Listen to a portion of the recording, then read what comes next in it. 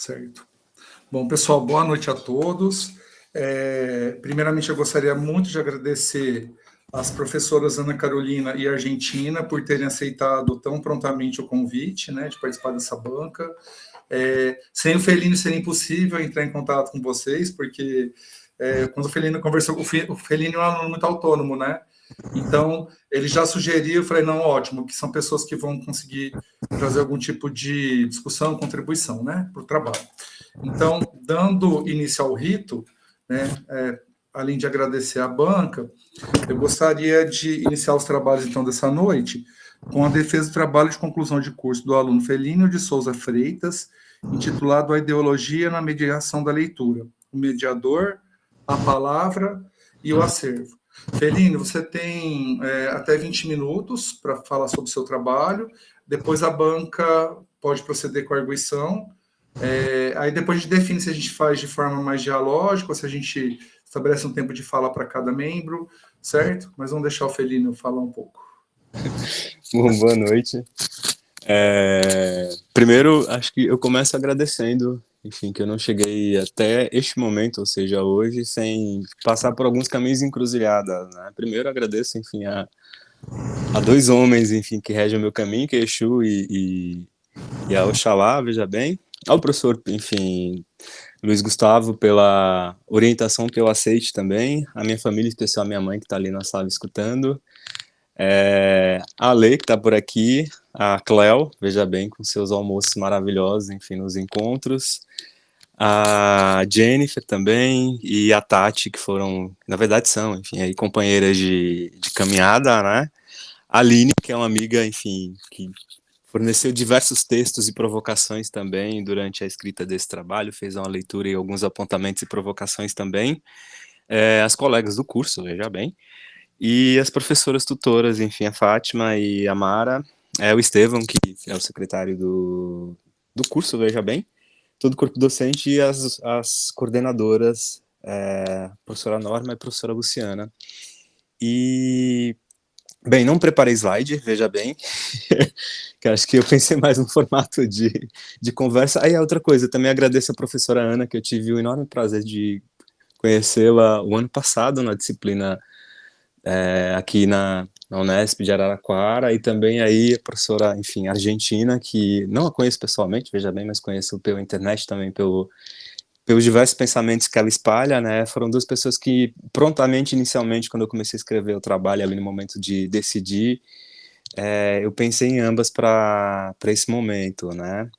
E esse trabalho eu vejo que é uma continuidade de algo que eu venho fazendo, acho que desde 2017, enfim, porque foi quando eu iniciei o meu trabalho como mediador de leitura dentro de indústrias, e tinha algo que acho que começou a me incomodar muito, que eu sempre escutava alguns discursos, enfim, que dentro da mediação de leitura não entra questões relacionadas a gênero, raça, ou discussões sobre classe social, enfim, falar, tá ótimo, né, senta lá, Cláudia, que não funciona assim, a sociedade é muito mais complexa do que esse seu desejo, esse seu discurso, né, e aí eu via que dentro dessa defesa, não, mas aqui a gente não fala isso, é só o livro, essas questões não fazem parte da mediação.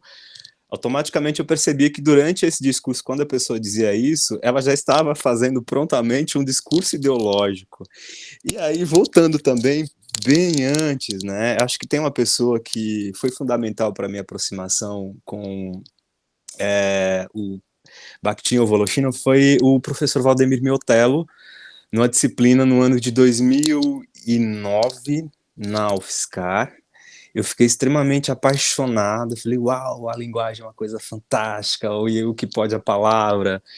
E eu fiquei com essa referência na cabeça, enfim, ali durante o mestrado eu dei uma leve namorada, uma passeada pelo pensamento, enfim, de Bakhtin,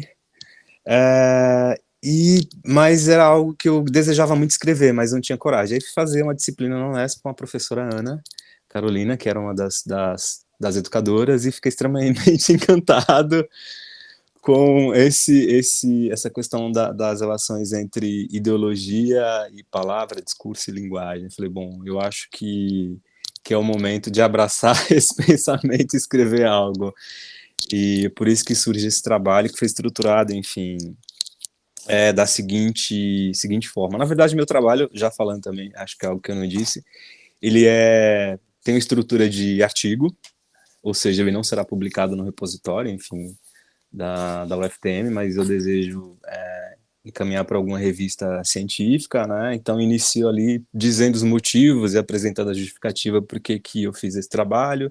Depois trago essa questão, enfim, alguns apontamentos sobre o que é a mediação, né? Que a gente acho que atualmente a gente tem um campo específico no Brasil, que a gente tem tentado definir na medida do possível o que é essa mediação de leitura, o que é ser mediador de leitura, porém é algo que não inicia agora, enfim, sempre fez parte da humanidade, que sempre tem alguém ou alguma coisa mediando algo, né? Seja alguém que apresenta um livro, até mesmo, enfim, os meios de comunicação, como o rádio e a televisão, que também são mediadores, daí parte para essa discussão da palavra como fenômeno ideológico e o mediador também presente, né, dentro dessa rede de sentidos, porque afinal o mediador é um sujeito histórico, enfim, ali constituído pelos diversos espaços por onde ele ou ela transita, e aí finalmente chego ao terreiro, ao terreno, né, para dialogar sobre essa questão da ideologia presente na mediação de leitura, na construção do acervo, que não existe neutralidade, veja bem,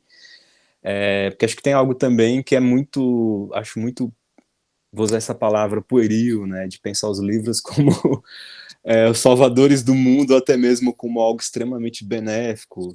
Sim, porém, é interessante a gente pensar que os livros, eles, enfim, são produzidos, estão dentro de uma, como fala, de uma teia ou de uma rede, enfim, que a gente pode chamar de indústria cultural, ou seja, não há isenção, né? E aí parto, enfim, para discutir a questão de construção do acervo, como construir um acervo, e acho que tem algo que eu não disse, já retomo aqui, que acho que a partir dessas provocações que eu escutava ali em algumas formações, né, a gente não discute determinadas questões dentro da mediação, porque isso não faz parte.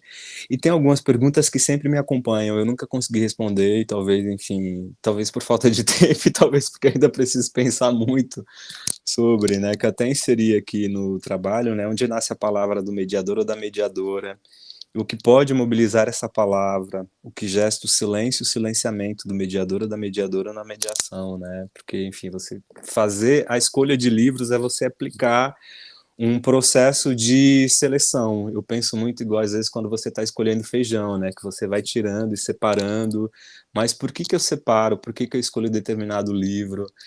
Muitas vezes, enfim, essa escolha, ela, claro, parte dos nossos gostos pessoais, ou até mesmo do que a gente deseja provocar, silenciar, fomentar, mas também, em algumas situações, tem muitos aspectos mercadológicos, enfim, ou até mesmo uma grande editora que está envolvida, que tem ali um capital específico de divulgação, ou até mesmo se a gente pegar na contemporaneidade o trabalho, enfim, dos influenciadores literários, que em algumas situações ou fazem um trabalho voluntário ou são pagos, enfim, então é uma série também de outras encruzilhadas que eu apresento aqui no trabalho, mas eu não desenvolvo tanto, que acho que esse não é o foco, enfim, do texto, né? E aí, partindo já para o final, o que eu tenho pensado atualmente, enfim, a leitura como uma ação política, mas eu digo uma ação política não partidária, mas uma ação política em defesa da vida, ou seja, quem fala a palavra, né, eu penso que encarna essa palavra. Você está sendo aquela palavra. A gente já pode pensar essa palavra dentro de algumas questões de um conceito ético e político, ou seja, o que eu faço com essa palavra, né? Talvez a gente possa pensar também que eu coloquei no trabalho, né? É de pensar essa mediação como um processo de criação de, talvez, ou de fomento de autonomia dentro da perspectiva freiriana, enfim, de leitura de mundo. E aí, já voltando, que é algo que eu não falei, que eu devia ter falado no início, é sobre a questão da metodologia, enfim, eu parto da autoetnografia, eu na verdade uso como um dos conceitos, né, e para escrever esse trabalho eu utilizo como contexto, até mesmo, enfim, como uma espécie de coleta de dados, o meu próprio trabalho, mas antes que, enfim, que as pessoas pensem que é algo totalmente voltado a simplesmente olhar para o próprio umbigo, talvez sim, talvez não, mas tem um processo de reflexão a partir da própria prática e também dentro do próprio campo, né? E aí, já quase encerrando, veja bem, acho que uma das conclusões ou possíveis aqui de forma resumida, né, que eu chego nesse trabalho é que não há neutralidade na fala do mediador ou da mediadora, ou nos livros, enfim, escolhidos para mediar. E aí vejo também que acho que é algo que eu já disse, a mediação é de prática educativa, ela deve ser pensada como gesto político, né, e também, enfim, e ético. E, enfim, acho que por hora é isso, e obrigado. Não sei se eu disse tudo, mas é o que eu tenho em mente neste momento, enfim. Bom, Felino, obrigado. Ó, você tem mais uma pessoa, quase uma pessoa assistindo aqui, né? Que linda! Eu acho que ela que mais aprende, viu? Porque toda aula que eu dou, qualquer reunião que eu tenho, ela está aqui, tadinha. Pode dar o diploma então para ela. Ah, sim. Vários, inclusive, viu? Bom, Felino, obrigado pela apresentação, pela discussão que você traz a respeito ao trabalho. E aí eu gostaria de ver com a banca como que vocês preferem fazer. Se, por exemplo, a Ana ou a Argentina começam, ou se vocês querem deixar fluir, como vocês preferirem. Então, a gente, dentro da pedagogia, a gente admite tanto essa estrutura mais dialógica mesmo, quanto aquela do momento de fala. E aí eu queria ver com vocês o que vocês prefeririam fazer. Eu ia falar que fica a critério de vocês, mas retornar a palavra, mas eu não sei. Professora Argentina, se quiser começar. Olha, não me deixem assim nessa situação de começar, mas eu gosto da coisa mais fluida, né, também assim. Eu sou pouco formal, mas eu entendo que é um momento mais formal. Mas se tiver de começar também, não vai ter muito problema não, né? Então acho que pode começar, Argentina, e a gente podia combinar o seguinte: caso a Ana perceba alguma fala que ela queira trazer para a discussão, ao invés de esperar o momento para falar, já aproveita esse momento, que aí eu acho que fica mais... As bancas que eu tenho participado ultimamente, a gente tem feito isso, porque perde muito você perde o timing quando você deixa para fazer a pergunta depois. Então a gente faz dessa forma. Caso você sinta a necessidade de fazer alguma complementação, alguma questão, vamos deixar assim. Então, Argentina, por favor. Felino, acho que levantou a mão. Ô, professor, eu esqueci de algo que acho que nós não falamos aqui no correr da hora. A mini biografia das professoras, né? Tanto de Ana quanto de Argentina. Na defesa de TCC não é usual, viu, Felino, ok, fazer tá. isso. Okay. Por isso que é mais quando... Nem banca de pós também não é muito comum. Isso é quando você vai dar uma palestra, né? Que a gente faz essa apresentação mais formal. Então, gente, boa noite. Para mim é uma grande alegria e uma honra fazer parte desse momento, né? Assim, estou muito agradecida. Gosto de correr riscos, por isso eu estou aqui começando, né? Eu devia deixar a Ana Carolina começar, já foi professora aí do Felino e tudo, mas vou aqui me arriscando, tá certo? Agradecer ao Felino a confiança, né? O afeto, a generosidade, né? Mesmo que a gente não se conheça pessoalmente, né? Acho que eu conheço mais dele do que ele de mim, que afinal de contas eu li, né? Eu li o livro belíssimo dele, A Mediação de Leitura para o Encanto. Título lindo que já me chamou a atenção assim de cara. Já me chamou a atenção a cor amarela, que é uma cor que eu adoro, uma cor solar para cima, né? Então o livro dele é muito sedutor em vários aspectos. Agradecer à banca, ao professor Luiz Gustavo, parabenizar pela orientação do trabalho do Felino. Agradecer também a Ana Carolina, dizer que é um prazer conhecer você, estar aqui nessa conversa, né? É uma conversa mesmo, e eu posso dizer que eu vou mais aprender do que contribuir, viu, professor? Já estou aprendendo, já estou aprendendo. Bom, eu acho que ler o livro do Felino e ler agora o TCC, né? Foi muito bacana, porque ele já me traz outras dimensões, assim, ele é um pesquisador muito curioso, muito inteligente e muito curioso, né? O trabalho dele, ele vai transitando, assim, por diversas áreas, então, teoricamente, ele vai, parece uma árvore, né? Com vários galhos, ele poderia se ater só à área da educação, da pedagogia, mas ele vai transitando pela filosofia russa, né? Linguística, sociologia, história, literatura, enfim, comunicação, ele traz diversos autores, né? Mostra aí que ele é uma pessoa bastante curiosa e com um repertório muito grande, né? Isso é muito bacana para um pesquisador.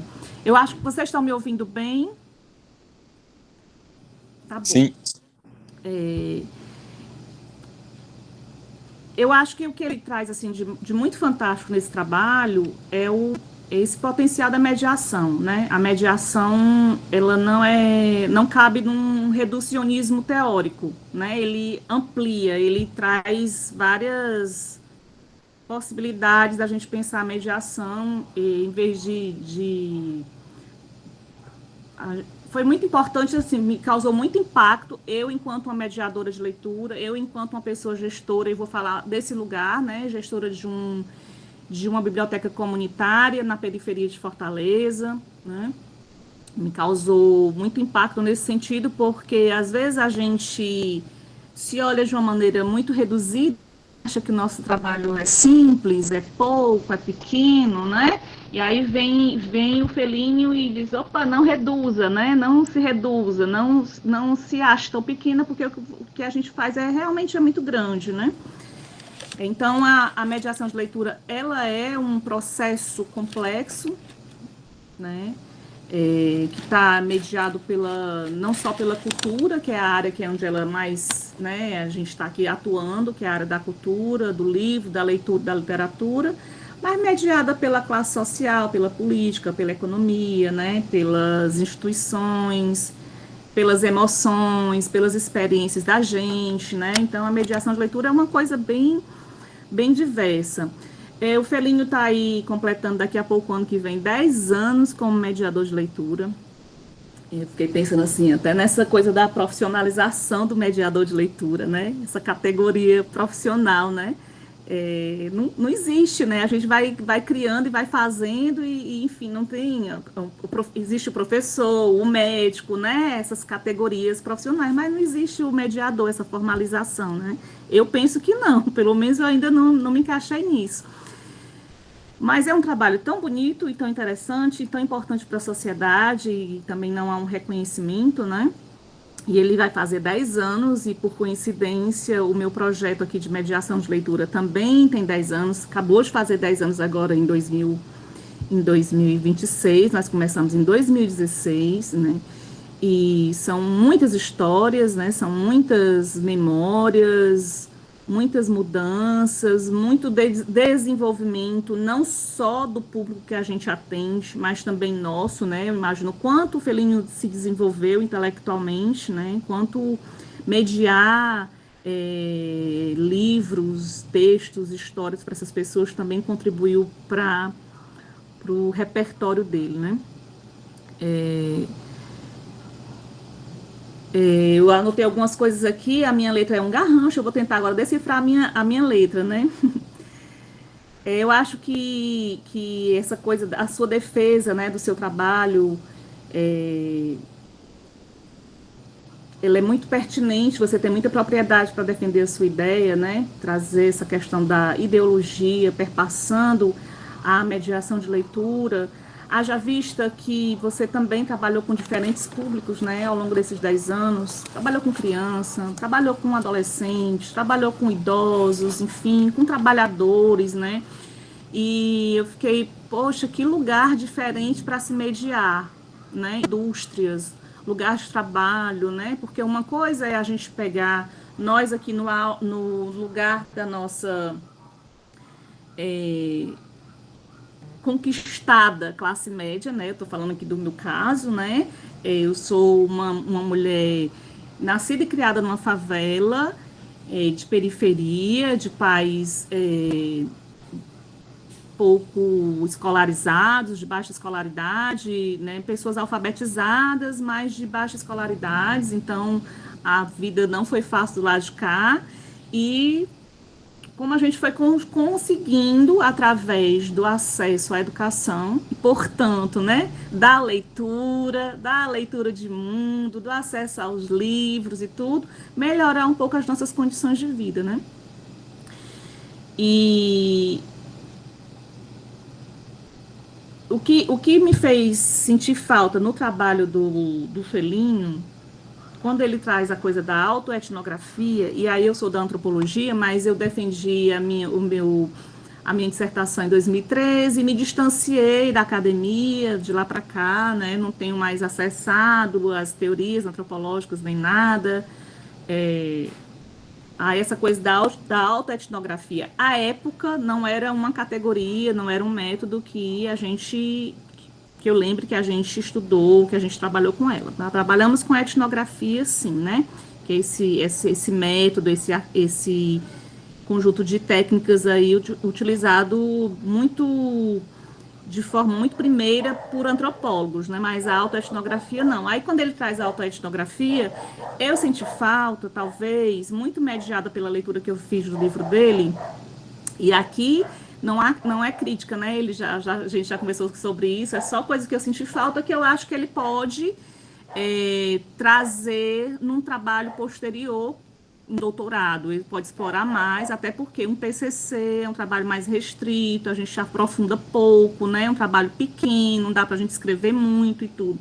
Mas eu senti falta do Felinho, né? Eu senti falta dele aparecer nesse trabalho, sabe? Essa coisa assim, ele falou algo aqui que eu coloquei,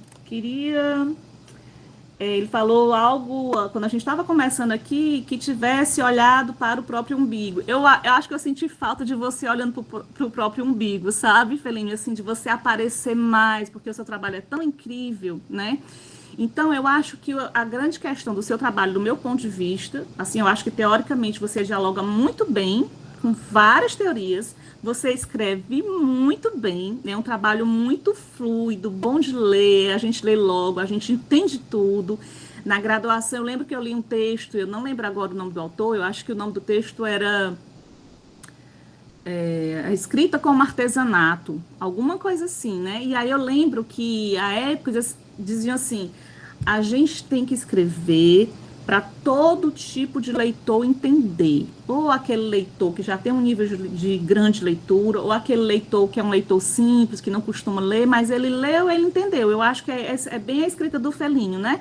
Entende quem não tem costume com leitura, entende quem tem. Isso é muito, muito bacana quando a gente está falando de textos acadêmicos, né? Mas eu senti falta mesmo dessas histórias, dos depoimentos dos leitores, sabe?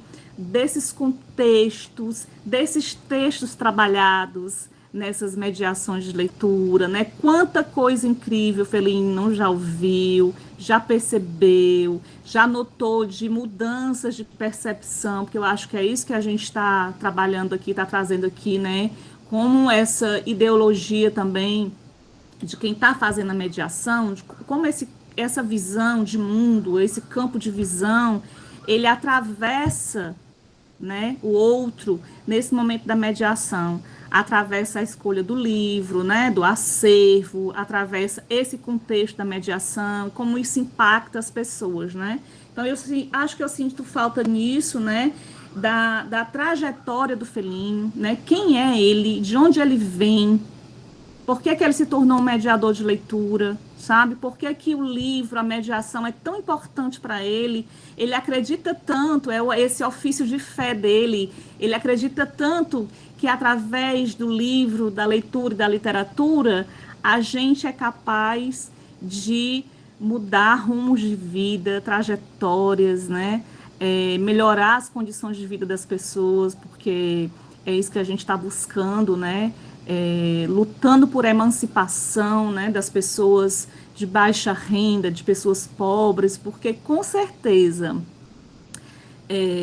Acho que se a gente fizesse uma pesquisa sobre os mediadores de leituras desse país, eu acho que em sua grande maioria eles iam ser pessoas oriundas das classes populares, né? De famílias de baixa renda, pessoas de periferia, pessoas negras, né? A gente não ia ter uma grande maioria aqui, com certeza, de pessoas brancas, classe média alta, porque essas pessoas, elas não têm interesse em melhorar as nossas vidas, melhorar a vida da galera do lado de cá, da periferia, né? Além dos trilhos. Então, eu acho que você poderia ter mostrado mais um pouco dos seus caminhos, sabe? Dessa construção da sua ideologia, né? Porque, afinal de contas, é a sua ideologia que lhe torna e que lhe tornou um mediador de leitura, né? Uma pessoa preocupada com essa emancipação humana, né? Com essa emancipação social, com essa emancipação cultural, né? Com a melhora da qualidade dos pensamentos, né? Da observação, do senso crítico das pessoas, né? Eu acho que você precisa, talvez, num doutorado, mostrar o seu percurso, porque o seu percurso ele é muito importante para a gente entender o que faz um mediador, né? O que faz você ser o que você é, porque você é um sujeito social, né? De extrema importância para esse país, né? Todos os mediadores são. E, ao mesmo tempo, a gente precisa pensar que se há um mediador, se a gente faz essa ressalva, um mediador preocupado com a emancipação, um mediador com uma ideologia, digamos, mais de esquerda, né? Mais centrado nas populações de baixa renda, mais pobres, talvez não, né? Existe um outro tipo de mediador. E esse outro tipo de mediador me preocupa bastante, né? Onde eles estão, o que é que eles estão dizendo, que ideologia eles estão passando para as pessoas, né? Aqui mesmo em Fortaleza existem algumas instituições que tem bibliotecas comunitárias dentro, né? E a maioria dos gestores, dos mediadores são... E aqui, gente, eu não quero tornar a minha fala uma fala polêmica e nem uma fala preconceituosa, por favor, né? Eu já tô até repensando se eu falo ou não. Mas, por exemplo, há pessoas que são são evangélicas, né? E aí a gente já percebe que certos livros, certos assuntos, eles não são abordados, né? E aí a gente precisa também, acho que se preocupar com isso, né? Há públicos que não estão sendo atendidos naquilo que é tão importante, né? Não estão ouvindo, não está sendo discutido, não estão trazendo reflexões que são importantes, porque estão colocando aí esse viés da religião, né, em primeiro plano, em primeiro lugar, e o quanto isso é preocupante. Deixa eu ver aqui. Então, eu senti falta das situações, do que você ouviu, do que você viu, né, ao longo desses 10 anos, né, o que você percebeu, que livros você escolheu, né. Então, seria bacana trazer falas das pessoas, entrevistas, né? Que atitudes você teve que tomar em determinados contextos, enfim, porque com certeza fez total diferença, né? Para alterar essas percepções, né? De alguém, enfim, que textos, né? Que contextos, como é que esses leitores conseguiram estabelecer essa relação entre o que foi lido, o que foi mediado e suas próprias experiências de vida, né? Como é que eles conseguiram avançar aí no entendimento de si mesmo, né? Dar um passo a mais ou além, né? No que entendem da vida. Quais são as obras que você gosta de ler? Fiquei querendo entender esse mediador, sabe? Fiquei querendo conhecer esse mediador, né? Que caminhos ele percorreu para ele chegar até aqui e estar defendendo essa ideia que ele está defendendo nesse TCC.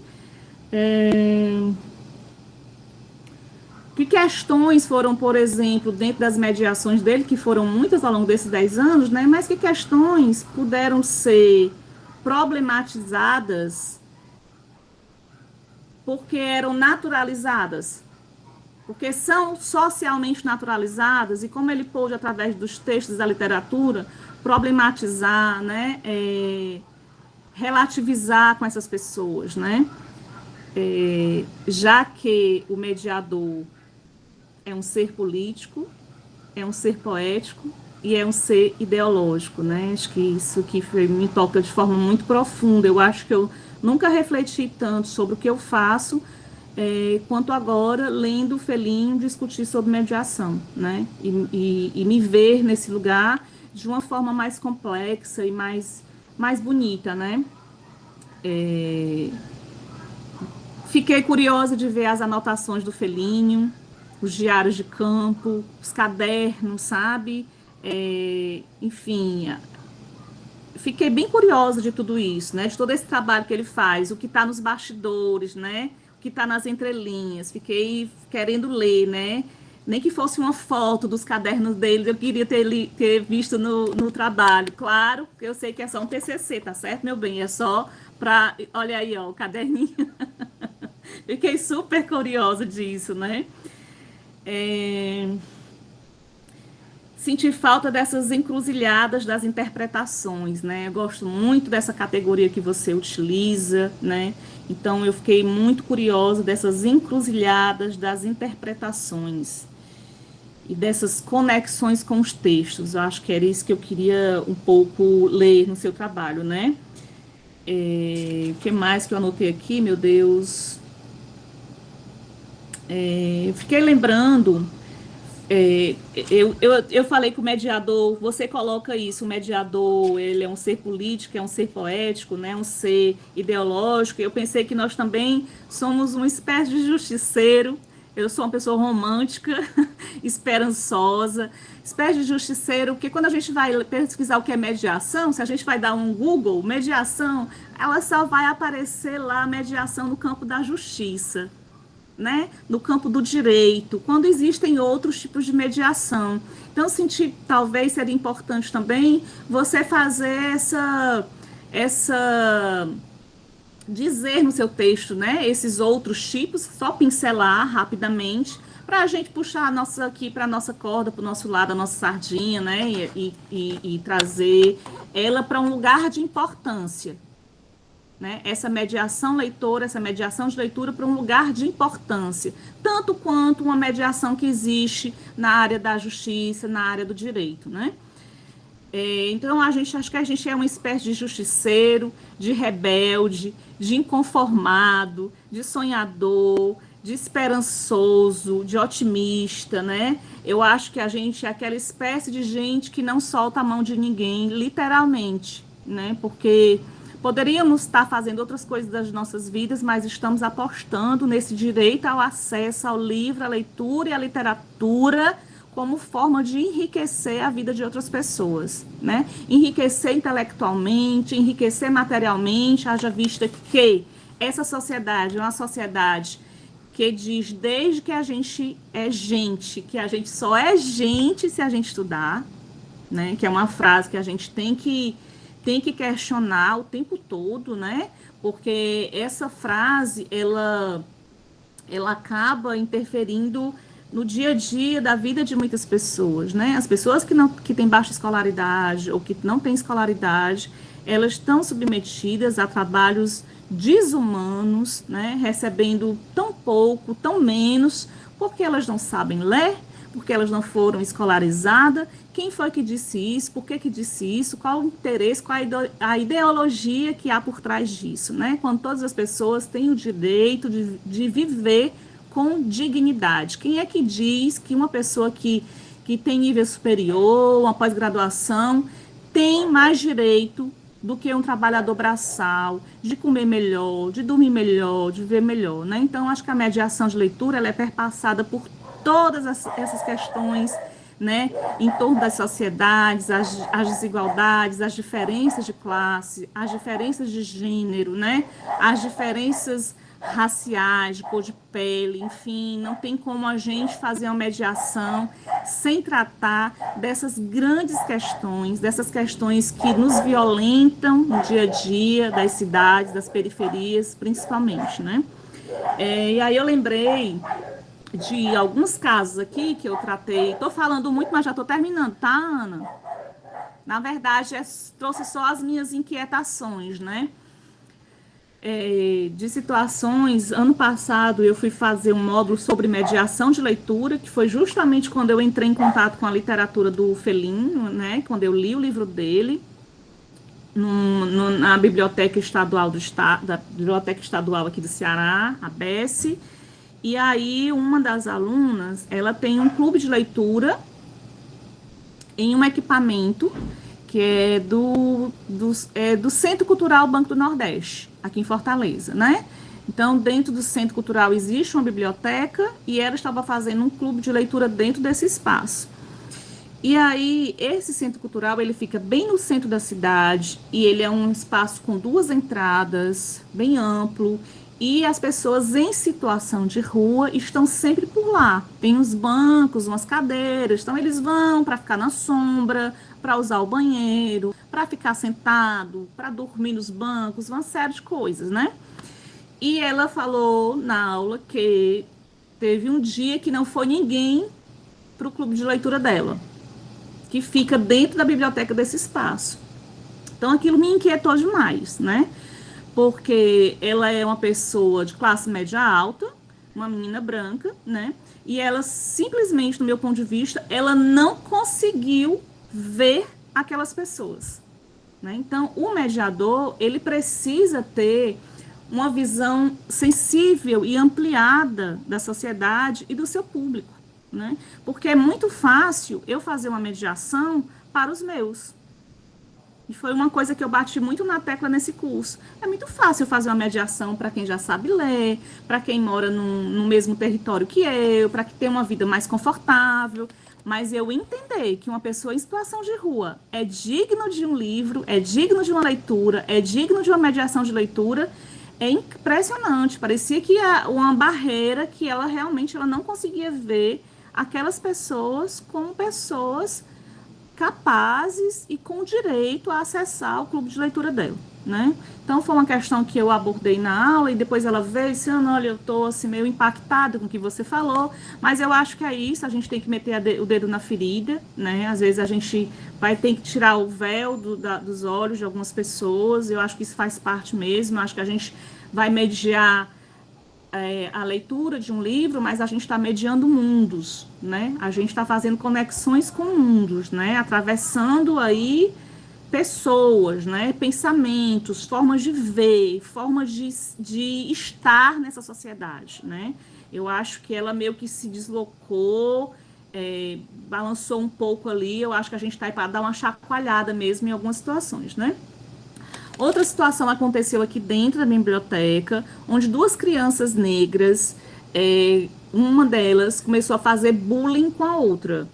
Uma com menos melanina, menos negra, fazendo bullying com uma criança, que a gente usa muito lá na Bahia, né, mais retinta, né? Eu morei em Salvador para fazer o mestrado, usavam muito esse termo, mais retinta, uma criança menos negra, né? Mais clara.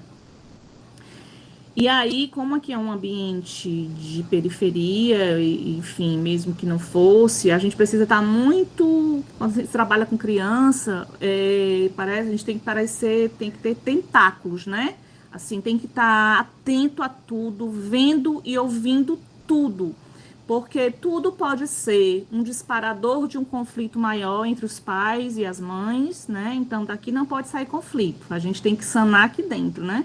Então, eu chamei para o diálogo, perguntei por que ela estava falando daquela forma com ele, o que é que ela entendia por aquilo, perguntei se ela sabia o que era racismo, enfim, comecei a falar dessa violência, perguntei, reuni todas as crianças, perguntei o que é que a gente poderia fazer juntos para que aquilo não acontecesse mais, para que a gente pudesse compreender melhor. Enfim, chegamos num clube do livro chamado Papo Preto, né? E aí, desse clube do livro, a gente só lia escritores negros ou temáticas afro-referenciadas, né? Foi uma forma que a gente encontrou de estar discutindo racismo com crianças, né? De estar diminuindo esse tipo de violência dentro da nossa comunitária e dentro da nossa comunidade, né? Fazendo com que elas refletissem a partir do livro e a partir da leitura e dessem um passo além disso. Um outro caso que eu acho que eu posso dizer aqui de uma emancipação, que às vezes a gente, poxa, mas isso é tão pequeno, é tão mínimo, mas não é. Desse contexto aqui que eu estou falando, não é. Haver um programa de TV fazer uma matéria, uma entrevista aqui com as nossas crianças e adolescentes, e aí perguntou para um dos meninos, o Felipe, né? O que é que vocês aprendem aqui na biblioteca? Enfim, o que é que vocês participam aqui? Aí o Felipe falou assim, olha, aqui a gente participa de muita coisa, vem professores de toda a área, né? A gente já fez oficina de cinema, de fotografia, de circo, e começou a falar, porque a nossa biblioteca, ela tem o livro, a leitura e a literatura como base, mas a gente trabalha com todas as linguagens artísticas, né? Então, eles têm formações em todas as linguagens artísticas aqui. Aí o Felipe disse assim, mas aqui a gente não aprende apenas, não, a gente também ensina. Né? Um menino de 12 anos, a gente também ensina, os professores também aprendem com a gente. Aí, quando eu ouvi aquilo, eu fiquei meio emocionada. Poxa, o Felipe entendeu tudo. Porque é isso mesmo que a gente quer. O que a gente quer aqui é uma troca. O que a gente quer aqui é que eles entendam que eles são crianças, são adolescentes, mas nem por isso são uma coisa vazia, né? Eles têm um entendimento de mundo, uma leitura de mundo, uma compreensão de uma realidade que muitas vezes nenhum adulto tem. Tem adulto que não tem a vivência que ele tem dentro da periferia, dentro da favela, no beco, na viela, na vila, né? Tem adulto que não sabe o que é acordar, abrir a porta de casa e dar de cara com um muro a meio metro da sua porta de casa. Né? E não tem essa limitação física, né? Abre a porta de casa e dá de cara com o mar, né? Enfim, com um terreno grande, com um jardim. Então, o que elas pensam e o que elas sentem aqui é extremamente valorizado. Elas sabem que elas são importantes, que o que elas pensam, que elas sentem são importantes. E isso elas estão aprendendo através do livro, através da mediação de leitura, que também é uma mediação de mundo, porque a gente também não tá mediando só quando a gente está com o livro aberto, né? Com elas, discutindo o livro com elas, mas nas conversas informais com elas, nós também estamos mediando. E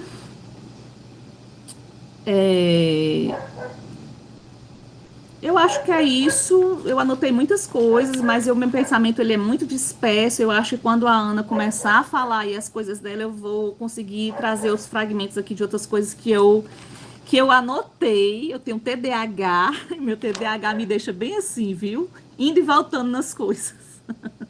Eu acho que é isso. Eu não trouxe contribuições teóricas, porque teoria é o que não falta para o Felinho, né? Poderia trazer coisas aqui da antropologia, mas ele também dialoga bem com o pessoal das ciências sociais, muito mais da sociologia, eu percebi, né? Mas eu posso depois fazer uma pesquisa, né? Em termos de antropologia, mas eu acho que ele fosse aí atravessado pela história de vida dele, né? Que também é um método, uma técnica que a gente também utiliza muito na antropologia. Eu acho que seria uma coisa muito bacana, viu? A gente quer saber de você, né? Essa autoetnografia aí também diz respeito a isso, né? Da sua trajetória, da sua vida, quem é você, de onde você veio, por que você é o que você é, por que você escolheu esse caminho e essa forma de pensar a vida, né? E como isso tem reverberado na sociedade, com as pessoas que você dialoga, com as pessoas que você faz mediação de leitura. Quero parabenizar você, o seu trabalho ele é lindo, ele é incrível, você é extremamente inteligente, é muito bom te ler. Eu espero que alguma dessas coisas aqui tenha servido para alguma coisa na sua vida. Mas, enfim, vamos aqui. É isso. Obrigada pela escuta. Felino, se quiser fazer algum comentário, fique à vontade, tá? Eu quero, na verdade, eu queria agradecer por essa contribuição valiosíssima, enfim. Ficou gravado, né, professor? Que depois eu quero escutar. E acho que sobre essa questão, professora Argentina, enfim, que eu falei que eu não apareço tanto dentro do texto, entre aspas, foi algo proposital, assim. Eu Teve uma amiga que leu o texto, a Aline, ela falou, meu, esse é o teu texto onde tem menos, entre aspas, enfim, não tem um caráter poético que você não aparece tanto, né? Falei, bom, esse é o objetivo, enfim. Que acho que também tem algo que eu fiquei pensando, né, dos textos que eu venho produzindo ou que estão aí na gaveta, assim, tem muito, às vezes, um pouco da minha história com a minha trajetória, né? E acho que esse foi algo que a minha preocupação, primeiro, foi de traduzir esse pensamento filosófico, enfim, pensando a filosofia da linguagem, a ideologia e linguagem, enfim, que é algo não que seja duro, mas eu falei que, cara, eu quero traduzir isso para outras pessoas que não são desse campo, enfim, talvez da linguística, que outras pessoas tenham esse acesso, essa compreensão, né? E acho que isso foi muito também mobilizado a partir desse contato com a professora Ana na Unesp, que eu fiquei encantado. E ali eu vejo que foi uma mediação muito generosa, enfim, desse pensamento, né? Eu saí muito tocado com tudo. Eu falei, bom, acho que agora eu consegui compreender e consigo escrever, mas não quero colocar tanto a minha história, enfim, pensando talvez a partir da minha trajetória de trabalho, mas colocando algo como que eu posso dizer? Não sei se talvez geral, de forma geral, assim, que abarque todo o campo. Eu estou ali, mas ao mesmo tempo não estou, né? Mas aí eu acho que eu posso também depois, enfim, ampliar ou alguma parte do texto, de colocar algumas. Acho que eu fiz isso em um trecho, eu não lembro qual, que eu cito, acho que uma situação de mediação, enfim, um exemplo, mas eu não desenvolvo, não trago outros exemplos, né? Talvez eu possa ampliar essa questão dentro do texto, até mesmo de criar um subitem, trazendo alguns elementos da minha história, de mediação, ou de livros que eu fazia mediação mais infantis, que eu gostava muito em função do tempo, principalmente dentro de indústrias, né, que era um tempo muito curto. Que mais? E aí sobre a profissionalização do mediador, já respondendo, enfim, a sua pergunta, Curitiba tem mediadores contratados, eu fiquei impressionado de descobrir isso, e são registrados na carteira como mediadores de leitura, num programa que chama Curitiba Lê, tem acho que 16 anos, enfim, de funcionamento, inclusive eu participei da programação de aniversário, enfim, de comemoração. Eu fiquei impressionado, porque acho que é algo muito raro a gente encontrar pessoas que são pagas, enfim, efetivamente, como mediadores ou mediadoras, porque o que a gente vê em funcionamento, às vezes, projetos específicos, né, ou via editais, enfim, alguém que faz um trabalho ali voluntário, né, que acho que é quase 100%, né, enfim, do que acontece quando a gente fala sobre mediação, né? E acho que já pegando o fio, quase encerrando, né? Acho que aqui a gente está falando sobre algo que você disse, né? Sobre a palavra. Né? A única coisa que a gente tem na vida é a palavra, ou o nosso, enfim, corpo que a gente também comunica, né? Porque a gente não fala só por meio da palavra, mas também por meio dos gestos, né? Enfim, esse corpo tá recheado de sentidos e como fala, de gestos que significam, né? Que mais que eu anotei aqui? Eu acho que, enfim, essa questão de dizer sobre outros tipos de mediação, eu confesso que eu pensei, mas eu sou uma pessoa que eu tenho um problema, às vezes eu acho que eu escrevo muito, e quando eu vejo o negócio já tá gigante, eu começo a tirar, eu falo, não, para, tira, isso não cabe, você tá abrindo, enfim, você tá, como fala, querendo pular em todos os galhos das árvores ou da árvore e você não vai dar conta e vai ficar um trabalho gigantesco. Eu acho que às vezes na questão da escrita, em algumas situações, não sei se é problema de foco, eu quero falar sobre tudo, porque acho que quando eu começo a escrever e a pesquisar, eu fico tão empolgado que, enfim, a primeira coisa que eu faço às vezes quando eu inicio a escrita de um texto, é ver onde que eu desejo publicar e já vejo a quantidade de caracteres, enfim, que o periódico aceita porque eu quero mais. Mais. Eu acho que, enfim, eu preciso praticar o poder da síntese. Mas é isso, pensei e não coloquei, mas acho que também posso resolver isso com uns 3 parágrafos, até mesmo um. Mas agradeço muito, enfim, pelas observações, enfim, generosíssimas e provocativas também. Escutarei posteriormente e obrigado, viu? Respondi ou não? Não tinha nem o que responder, né? Porque eu não indaguei nada, eu só fiz colocar coisas aqui que foram me inquietando na medida da leitura, viu? Mas eu acho que até a nota de rodapé das coisas, das outros tipos de mediação já contempla, né? Assim. Enfim, eu estou falando isso mais para trazer, a partir daí, dizer assim, ó, nossa mediação é de leitura e ela é tão importante, ou ela é mais importante, entendeu? Nessa coisa mesmo do desenvolvimento das pessoas, né? Acho que é isso que eu queria dizer. Enfim. Porque tem uma coisa que eu fico pensando, que é algo que tem muito mobilizado ultimamente. Enfim, eu gosto muito de histórias, né? Às vezes, por mais que eu não fale muito, eu gosto muito de escutar. É, Enfim, histórias de todo tipo, conhecer o mundo. E acho que a mediação que eu pratico, permite isso. Às vezes eu gosto muito mais de escutar o outro ou a outra falando, ou contando, ou vendo, trazendo pequenas observações da vida. Claro, isso depende muito do livro, né? Porque tem livros que a gente quer falar. Mas às vezes uma palavra de determinado livro, até mesmo a capa, aquilo é tão provocativo que abre tantas camadas de diálogo, né? Enfim, a gente está falando sobre a vida, né? Que acho que é algo tão desprezado ultimamente, desde sempre, enfim, neste país que a gente vive, né? Enfim, que isso muito, muito me interessa às vezes quando eu vou falar sobre livros, até mesmo quando alguém fala sobre livros, né?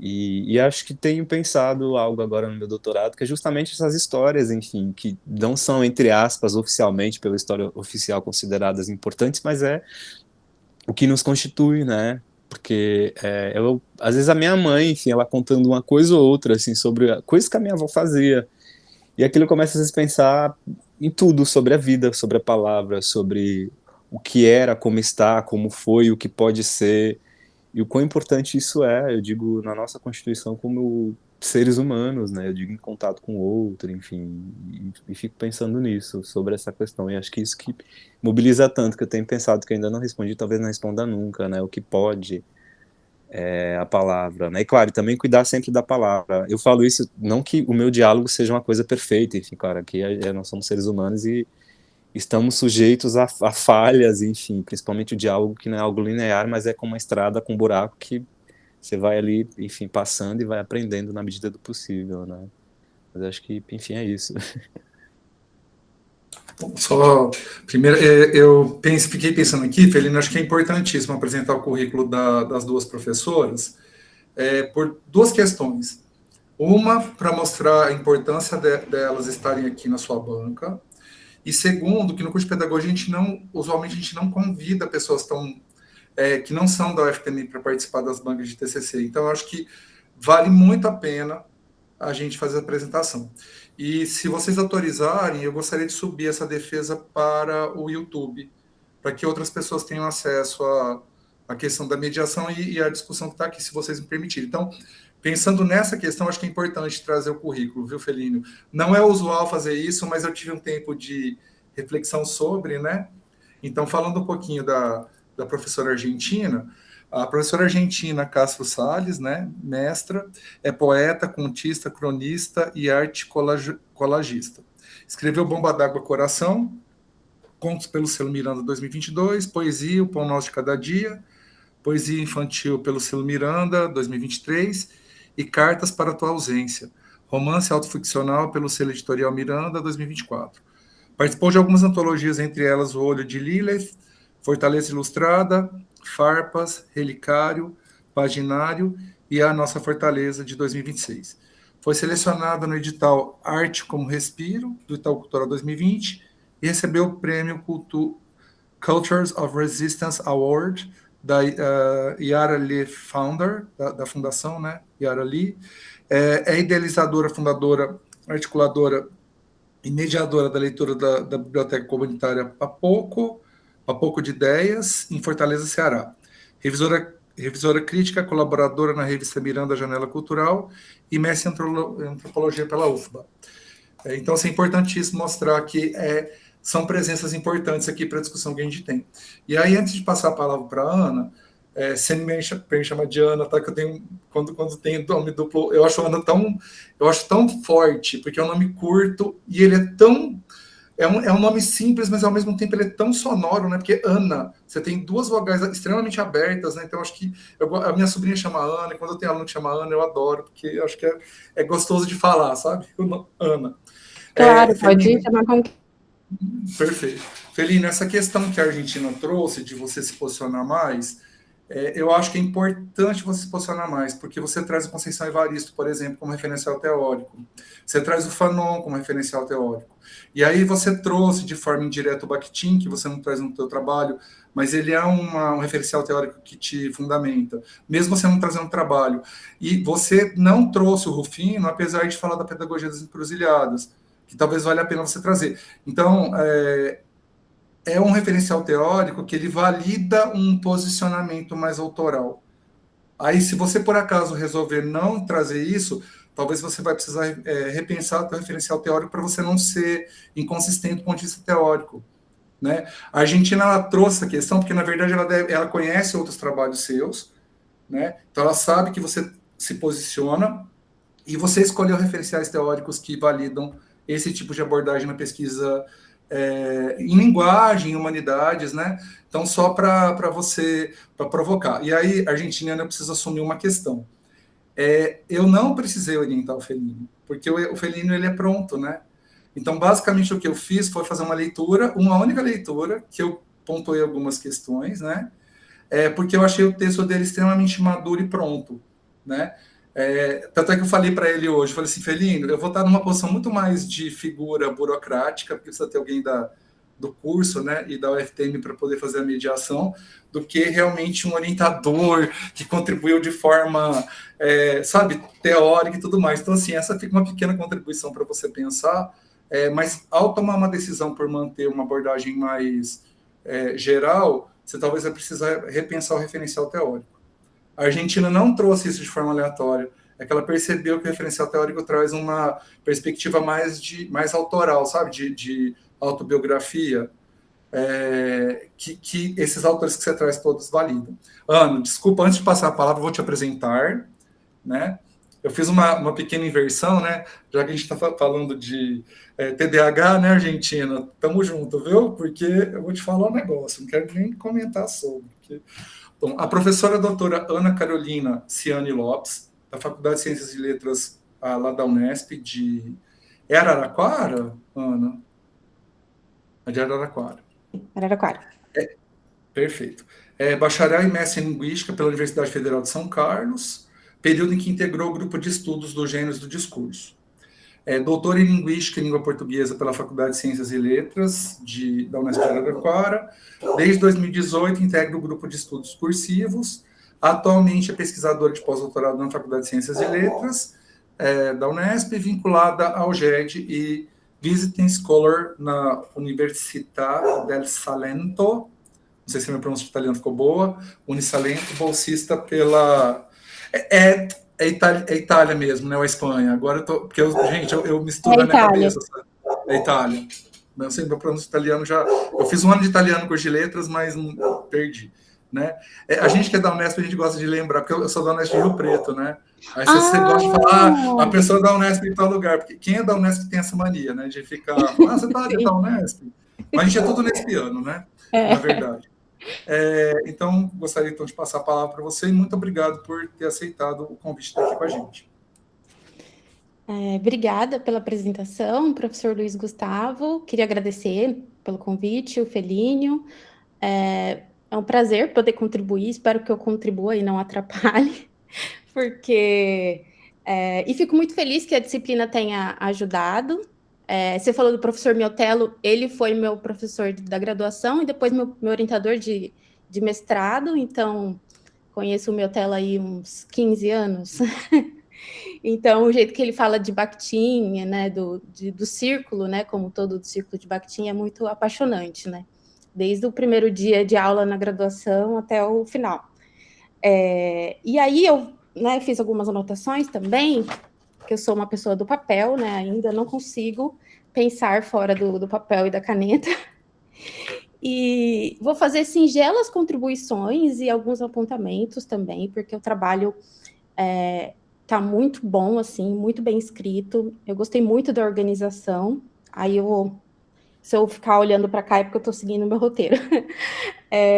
E eu queria ressaltar, então, a importância da temática, né, do objeto de pesquisa.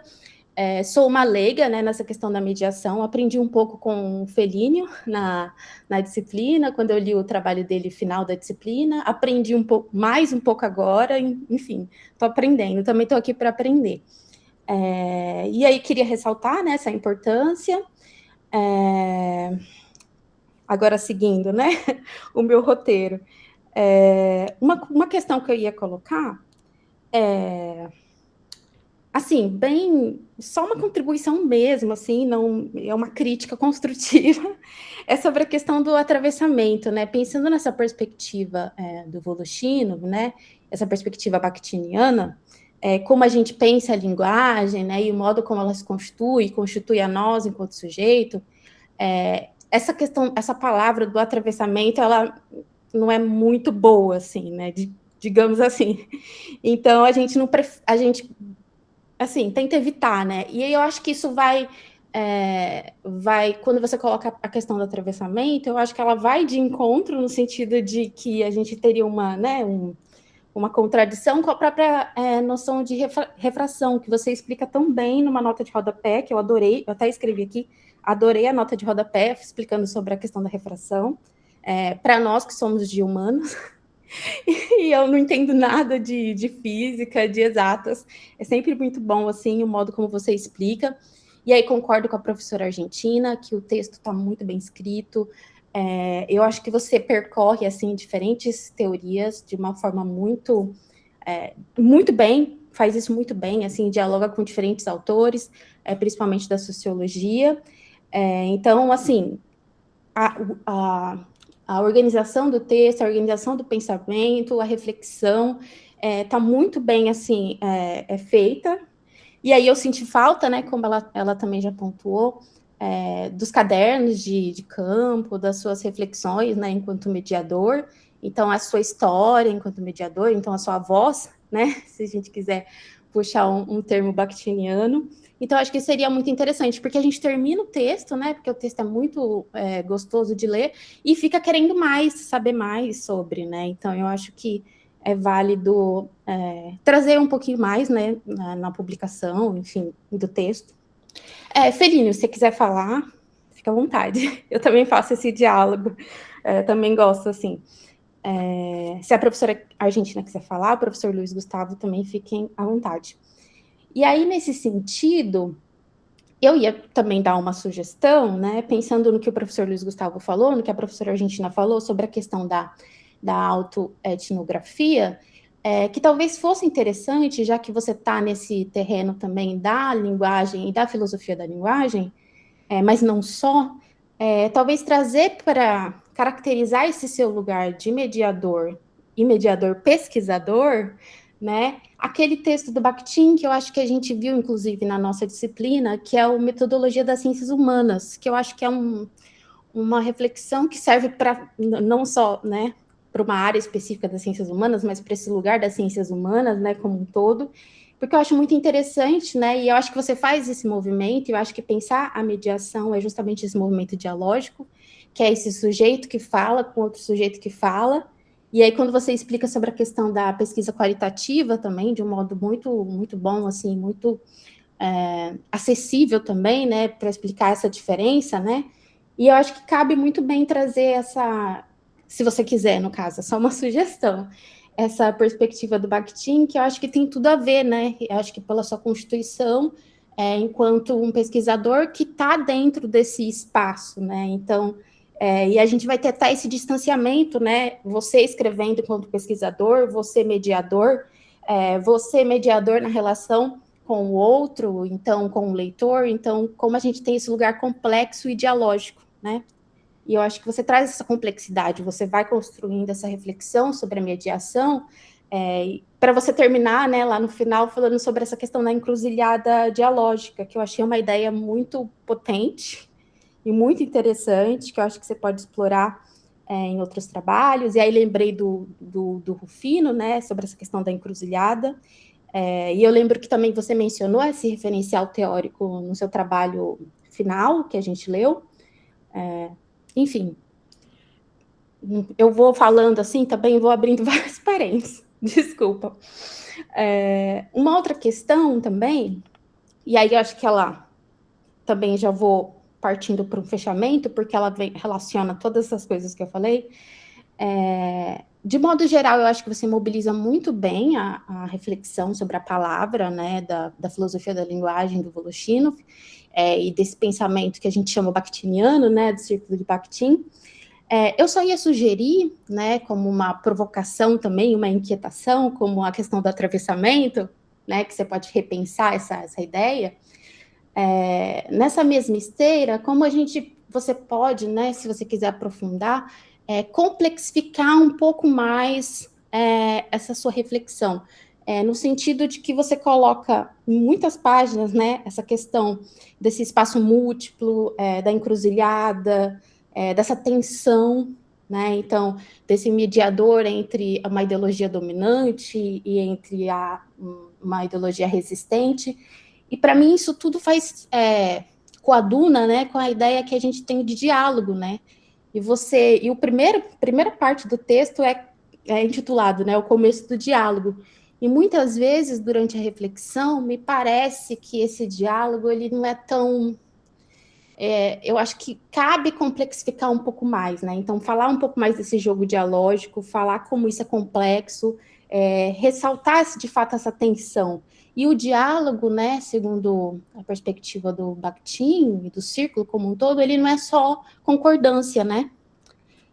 Acho que é uma questão muito interessante que você pode trazer, como ele é confronto, né? O diálogo, para além de uma conversa, de concordância, ele é, sobretudo, tensão, né? Então, e como esse lugar do mediador, ele é um lugar tenso, né? Então, esse jogo, né?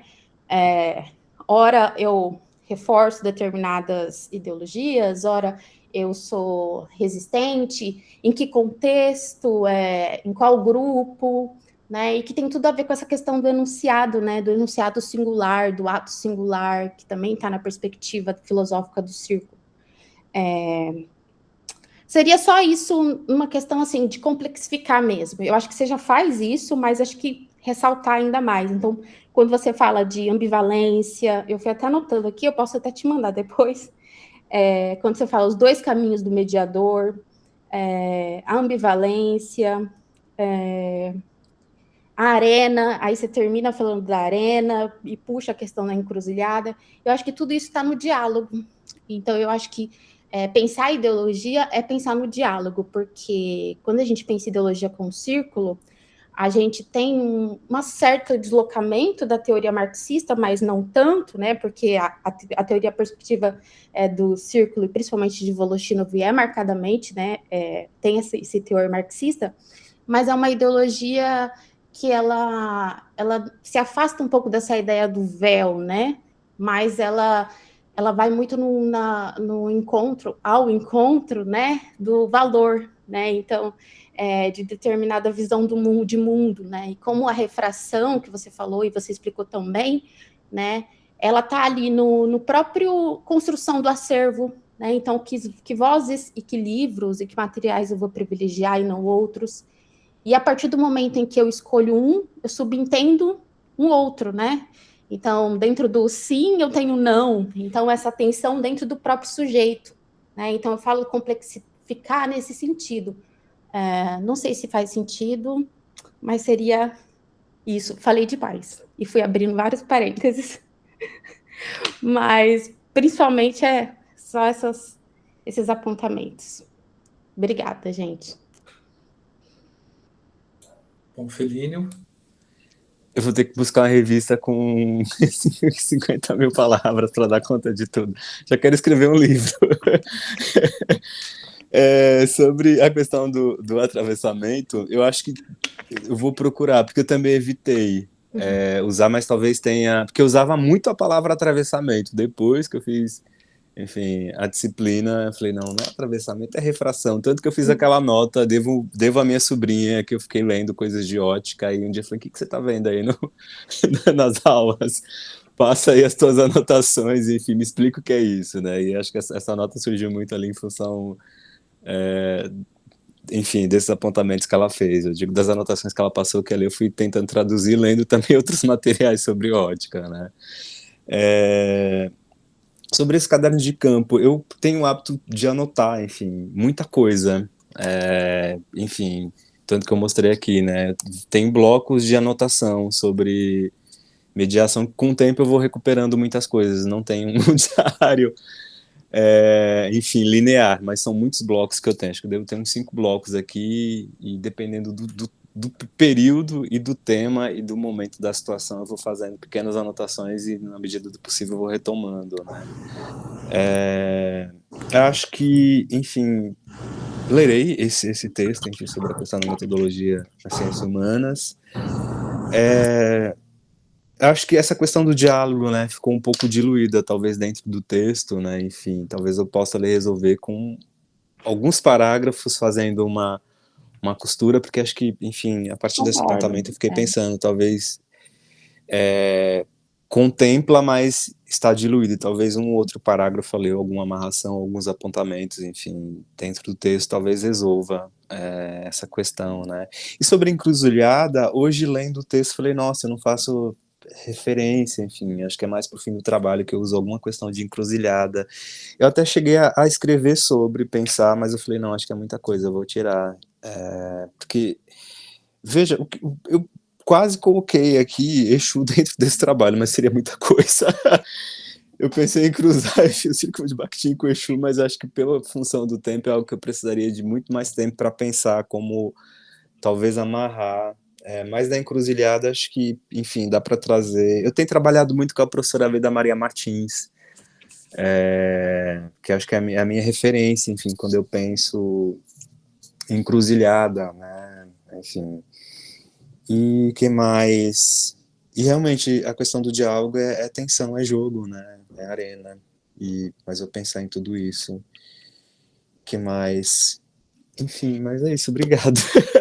Estou pensando sobre tudo, porque acho que, enfim, foram muitas provocações aqui que eu acho que estou vendo o meu trabalho de outra forma aqui, e, enfim, é isso. Bom, muito bom.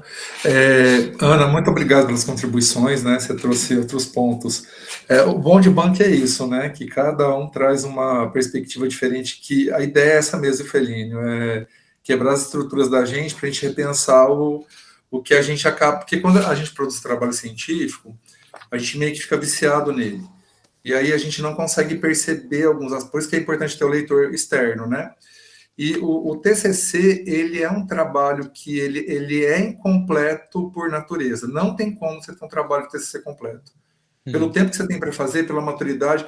No teu caso, você é mais maduro e tudo mais, mas mesmo assim, o tempo que você tem para fazer, ele não te permite fazer um aprofundamento tão grande, né? Mas é uma questão para se pensar depois, né? Eu vou chamar, eu mandei lá no WhatsApp um link para a gente ir para uma sala para a gente poder fazer a avaliação. A gente não precisa sair dessa sala, a gente só desliga o microfone e fecha a câmera. Aí eu só vou pedir que vocês não conversem aqui nessa sala, por enquanto, porque senão a gente fica escutando o áudio lá, tá? Tá, eu posso só falar só mais uma coisinha pro Felinho? Claro, antes da gente claro. falar. Você falou da infropolítica, não é isso? Em alguma infrapolítica. Aí eu só ia sugerir, se você puder, trazer uma definição, né, dela, assim, para quem está lendo não entende o que é, vamos lá entender o que é. E aí eu acho que talvez a gente possa fazer algum link da infrapolítica com os imponderáveis da vida real de Malinowski, que é o bambambam aí da observação participante da etnografia, né? E aí, talvez, pode ser que você encontre aí linkar uma coisa com a outra, né? A infrapolítica com os imponderáveis da vida real do Malinowski, né? O que você faz é uma observação participante também, né? Não deixa de ser, enfim. Mas era só isso mesmo, acho que o que eu me deixei aqui esquecer foi isso. Obrigado. E outra coisa era, os diários... Eu acho que você pode colocar como anexo no seu trabalho. Eu acho que enriquecer bastante. Eu ia ficar super feliz de ver as fotos dos seus diários. Boa ideia. É isso. A gente fica aqui, né, professor? Vai para o outro Sim, grupo. aí a gente fecha o microfone e a câmera aqui, e aí vai para outro grupo que eu já estou até lá esperando vocês, viu, gente? Tá bom, E a gente tá não pode bom, falar, É né? isso. tá É porque bom, senão a gente poderia sair, mas a gente dá mais trabalho sair e entrar de novo, né? Então, tá bom, tá bom.